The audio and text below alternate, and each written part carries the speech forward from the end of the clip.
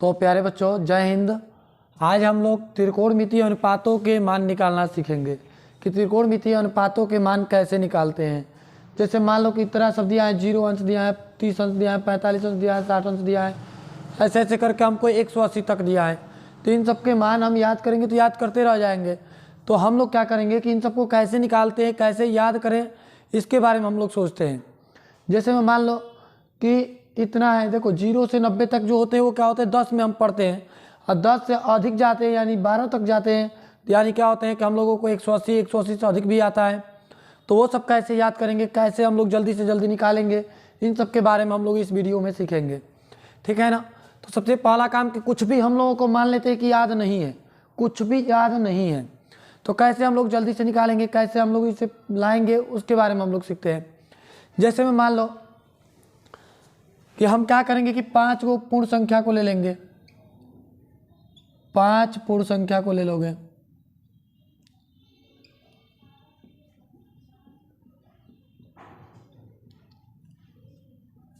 वो भी कैसा, तो लगातार 5 को पूर्ण संख्या को लोगे, इससे अधिक नहीं लेंगे, है ना। ये याद करने का तरीका बतला रहा हूँ। तो देखो 5 पूर्ण संख्या को ले लोगे तो वो 5 को पूर्ण संख्या क्या क्या है इसके बारे में देखते हैं। तो देखो पहले तो 0 है, 1 है, 2 है, 3 है। देखो इसके को और थोड़ा बड़ा लिख देता हूँ, 0 1 2 3 और 4, ये क्या है, 5 को पूर्ण संख्या हो गया। देखो 1 2 3 4 5, 5 को पूर्ण संख्या को ले लिए ना। 5 पूर्ण संख्या लेने के बाद से क्या करेंगे कि सभी संख्या में हम 4 से भाग दे देंगे। यहाँ पे लिख देंगे सभी संख्या में, सभी संख्या में 4 से भाग। तो यहाँ पे 4 से भाग देंगे तो क्या हो जाएगा, 0/4, 1/4 और 2/4 हो जाएगा। उसके बाद से 3/4 हो जाएगा। उसके बाद से क्या हो जाएगा, 4/4 हो जाएगा। देखो तो पहले हम क्या कर लिए कि इस तरीके से हम लिख लिए। इतना लिखने के बाद से अब हम क्या करेंगे कि यहाँ पे देखो इससे ये कटेगा तो 0 आ जाएगा, इससे ये कटेगा तो 1/4 रह जाएगा, कटेगा तो है ही नहीं। इससे ये कट जाएगा ना तो 1/2 हो जाएगा, इससे ये कटेगा नहीं तो 3/4 हो जाएगा, और ये वाला कट करके क्या बन जाएगा, 1 बन जाएगा। देखो पहला नंबर क्या कर लिए कि इसके को हम 4 से भाग दिए, तो देने के बाद से भाग देने के बाद से हमारे पास में इतना आ गया। इतना आने के बाद से क्या करते हैं कि सभी संख्या का हम वर्गमूल निकाल लेते हैं। क्या निकाल लेते हैं, वर्गमूल निकाल लेते हैं। तो यहाँ पे लिखेंगे सभी संख्या का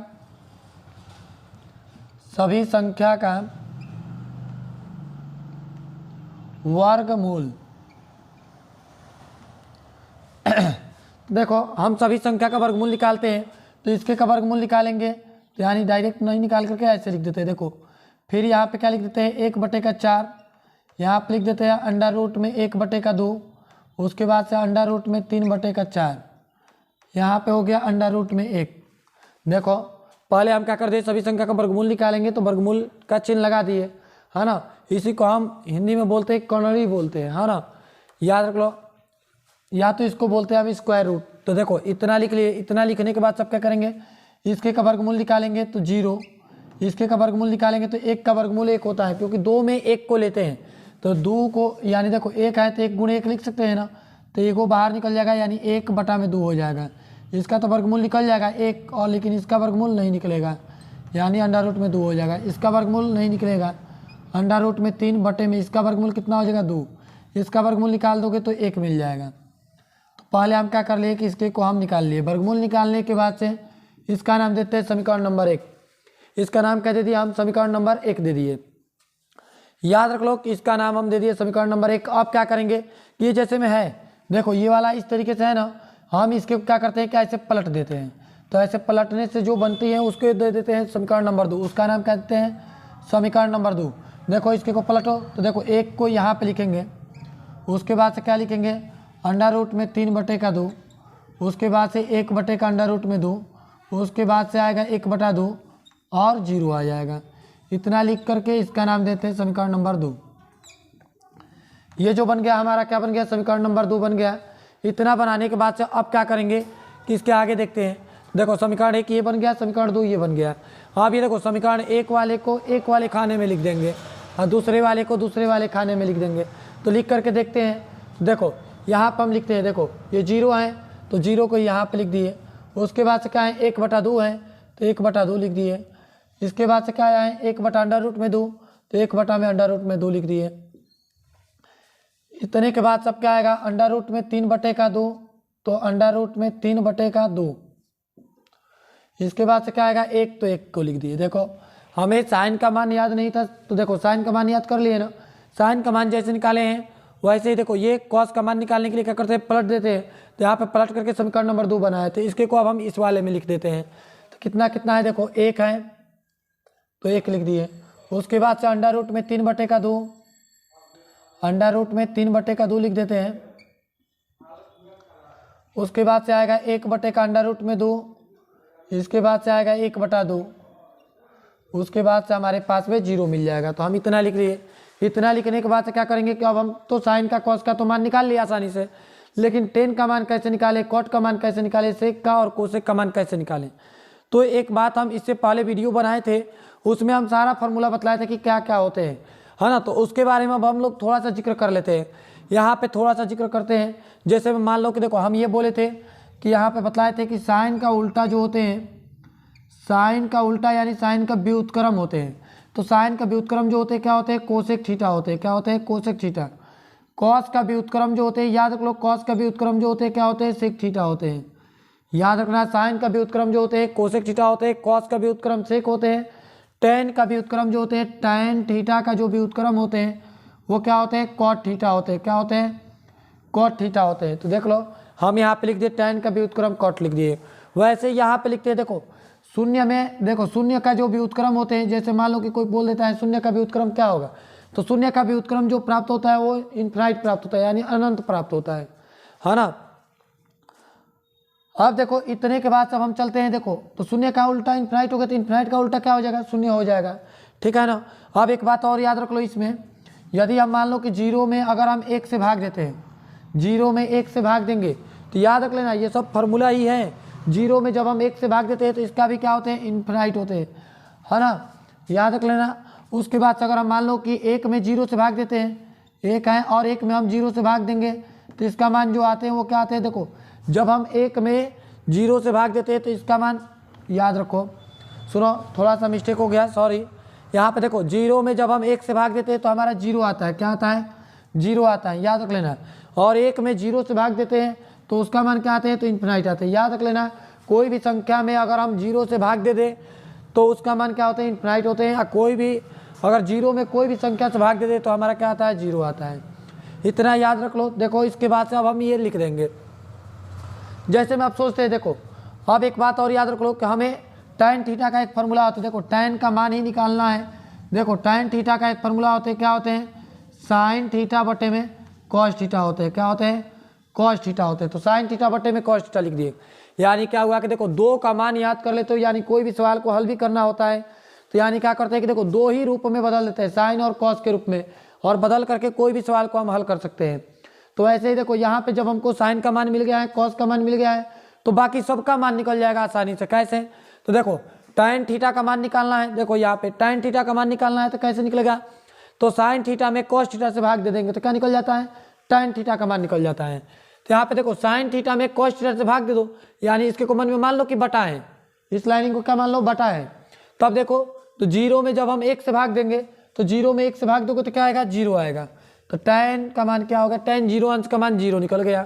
उसके बाद से क्या करेंगे कि इसका मान निकालना है, टैन 30 अंश का मान निकालना है। तो क्या करोगे कि देखो साइन में कॉस से भाग देना है तो इससे ये कट जाएगा, तो इससे ये जब कट जाएगा तो ये वाला से ये वाला कट जाएगा तो क्या मिलेगा, 1/√3 मिल गया।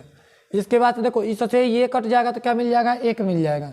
इससे ये काट दोगे तो क्या मिलेगा, √3 मिल जाएगा। उसके बाद से देखो 1 में 0 से भाग देंगे, 1 में 0 से भाग दोगे तो क्या आएगा, इनफाइनाइट आएगा।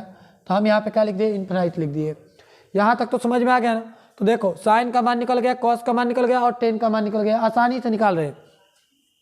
इसके बाद से समझो कॉट का मान निकालना है। तो कॉट का मान निकालने के लिए कैसे निकालते हैं, तो अभी बताए थे कॉट जो होते हैं वो क्या होते हैं, टैन का उल्टा होते हैं। टैन का उल्टा क्या होते हैं, कॉट होते हैं, और टैन का उल्टा कॉट होते हैं। तो कॉट का उल्टा भी क्या होता है, टेन हो जाएगा, ठीक है ना।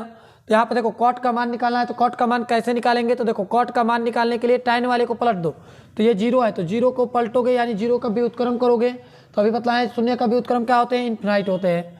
तो शून्य का व्युत्क्रम इन्फिनाइट हो गया।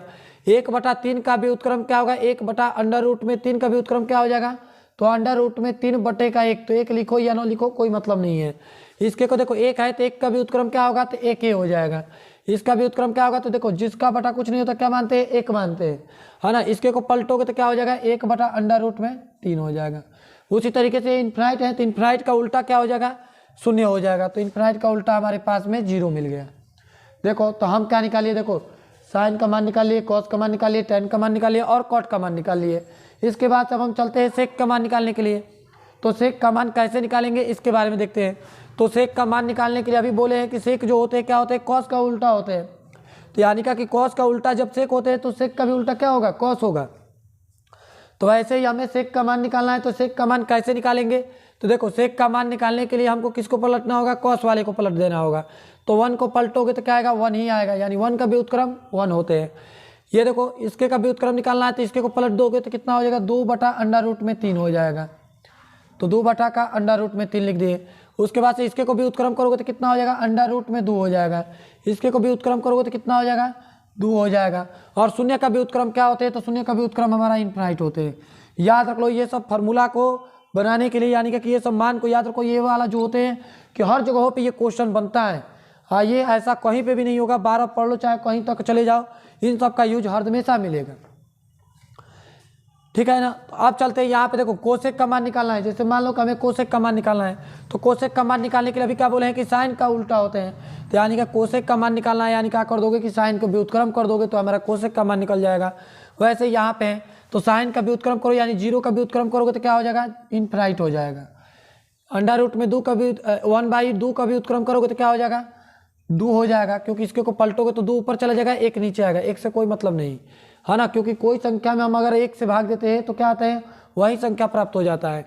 ये देखो इतना है तो इसके को पलटोगे तो क्या हो जाएगा, √2 हो जाएगा। इसके को पलटोगे तो क्या हो जाएगा, 2/√3 हो जाएगा।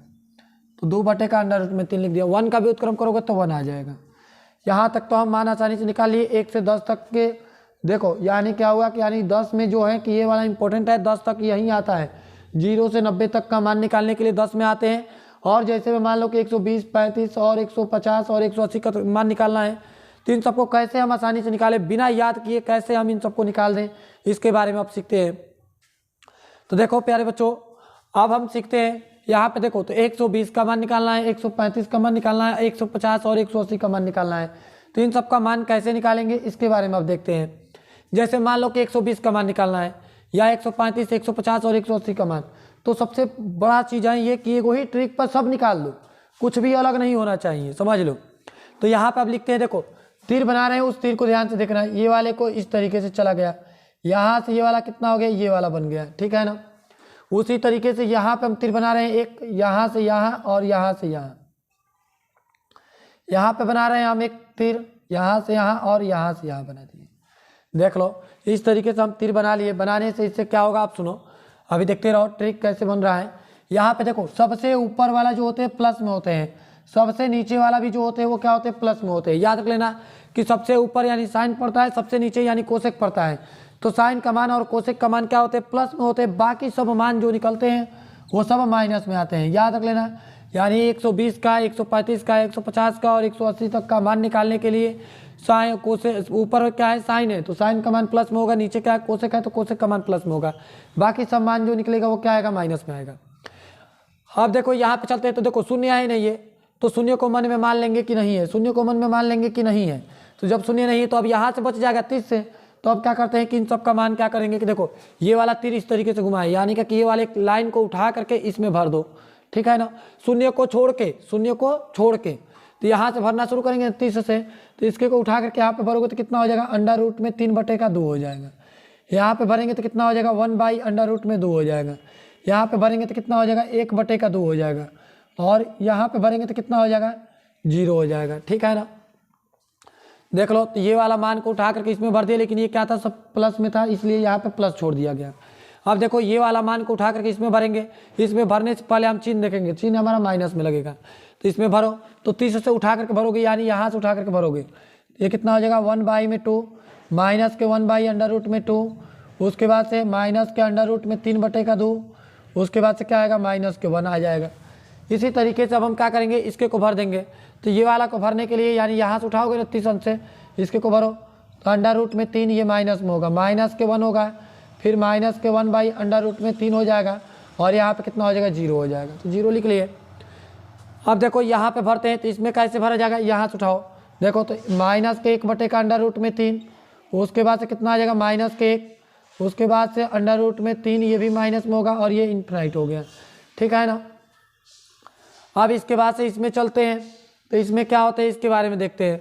तो यहाँ से उठा करके फिर से भरो, ये कितना हो जाएगा 2 हो जाएगा, उसके बाद से कितना हो जाएगा माइनस में होगा और माइनस के अंडर रूट में 2 हो जाएगा, माइनस के 2 का अंडर रूट में 3 हो जाएगा, उसके बाद से कितना आ जाएगा माइनस के 1 आ गया। इतना लिख लिए। और उसके बाद से क्या करेंगे कि इस वाले में भरेंगे। तो इस वाले में कैसे भरते हैं इसके बारे में देखते हैं। तो यहाँ से भरो 2 का अंडर रूट में 3, अंडर रूट में 2 और 2 हो जाएगा, उसके बाद से क्या आ जाएगा इन्फिनाइट आ जाएगा। देख लो इस तरीके से हम क्या करते हैं कि इस तरीके से इसके को सॉल्व करते हैं। यदि आप सबको ये वीडियो पसंद आया हो तो आप सब वीडियो को लाइक करें और सब्सक्राइब करें। जो स्टूडेंट अगर सब्सक्राइब नहीं किया है तो क्या करें कि सब्सक्राइब कर ले। अगर आप सबको ऐसा ही वीडियो चाहिए तो आगे और सब वीडियो बनेगा। ठीक है ना।